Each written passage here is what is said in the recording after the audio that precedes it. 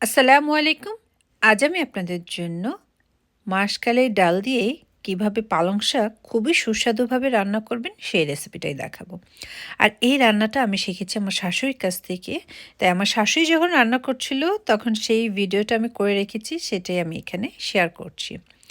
এখানে পালং শাক ১ কেজি পরিমাণ নেওয়া হয়েছে। মাসকালাই ডাল মেজারমেন্ট কাপের হাফ কাপ নেওয়া হয়েছে।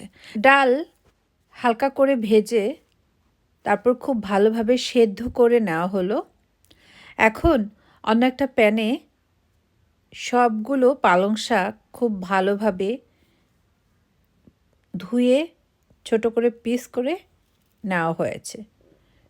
এখন এর মধ্যে আগে থেকে সেদ্ধ করা মাসকালের ডালগুলো দিয়ে দিলাম।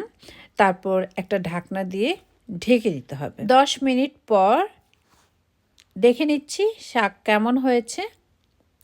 এখন এর সাথে দিয়ে দিতে হবে পেঁয়াজ কুচি এবং কাঁচামরিচ লম্বা করে কেটে রাখা হয়েছে সেই কাঁচামরিচ কাটা। আর এখন দিয়ে দিচ্ছে হাফ টিস্পুন পরিমাপ আদা বাটা। এখানটায় শুধু কিন্তু আদা বাটাটাই দিতে হবে। তো এখন খুব ভালোভাবে নেড়ে চেড়ে আবার ঢাকনা দিয়ে ঢেকে দিতে হবে। 5 মিনিটের জন্য ঢেকে রাখার পর এর মধ্যে দিয়ে দিতে হবে স্বাদ অনুযায়ী লবণ। আমার শাশুড়ি বললেন যে শাকটা যখন সেদ্ধ হয়ে আসে তখন লবণটা দিলে নাকি বোঝা যায় যে কতটুকু দিল। আর হলুদের গুঁড়োটা এখানে হাফ টিস্পুন পরিমাণ দেওয়া হয়েছে। তো এখন খুব ভালোভাবে নেড়ে চেড়ে কিছুক্ষণ জাল দিতে হবে যেন মশলাটা শাকের সাথে ডালের সাথে ভালোভাবে মিশে যায়। তো এখন আর ঢাকনা দিয়ে ঢাকতে হবে না, এভাবেই 5 থেকে 10 মিনিটের জন্য চুলোর উপর রেখে দেব। তারপর অন্য একটা প্যানে কুকিং অয়েল নেওয়া হয়েছে 1.5 টেবিল স্পুনের মতো।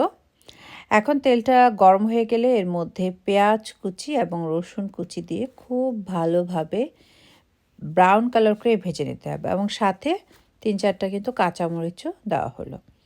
খুব ভালোভাবে ব্রাউন কালার হয়ে গেলে শাকের মধ্যে এই পেঁয়াজ রসুন আর মরিচের ভাজাটা দিয়ে দিব। তারপর নেড়ে চেড়ে নামিয়ে নেব খুবই সুস্বাদু ডাল এবং পালং শাকের তরকারি। এত সুস্বাদু হয়, আমার তো মনে হয় শুধু এটা দিয়ে আমার শাশুড়ির রেসিপিটা যদি আপনাদের পছন্দ হয় অবশ্যই ট্রাই করবেন। সবাই খুব বেশি ভালো থাকবেন, আমাদের জন্য দোয়া করবেন। আল্লাহ হাফেজ।